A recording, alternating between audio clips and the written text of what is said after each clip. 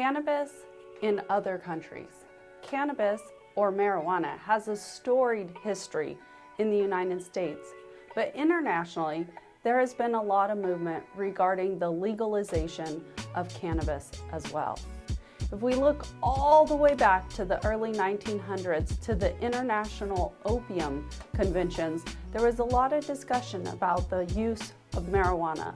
And in the United States, based on those, certain acts and legislation were passed, which eventually led to the full criminalization of marijuana under the Controlled Substances Act, where it was scheduled a Schedule I drug. And that scheduling system actually was an international type thing that came from these conventions and came from treaties regarding drug regulation. In the United States, it's still a Schedule I drug federally, but many other countries have taken a different stance. Some countries have embraced cannabis as being legal. Look at a country such as Canada. Others still have harsh penalties and have criminalized marijuana use and marijuana possession. As discussed, Canada has fully legalized cannabis, but the first country to fully legalize marijuana was Uruguay.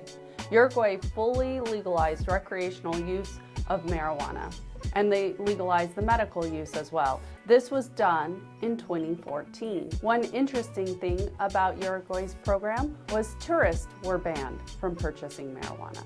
Canada also followed suit, legalizing marijuana for recreational use as well as medical.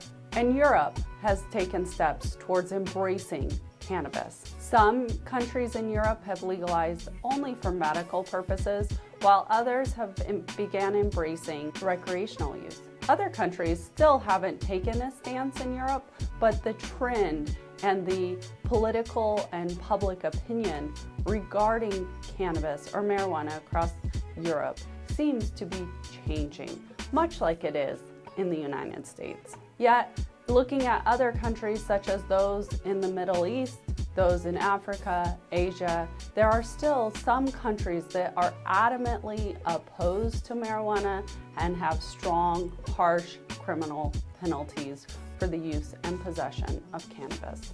The laws in various places are changing, and the attitude is changing.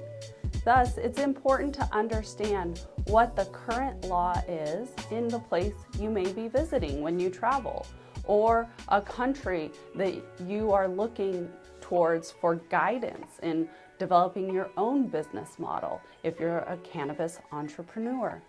It's also a great insight into how the United States may move forward. Other countries are moving and progressing towards full legalization. Will the United States follow suit? What do you think?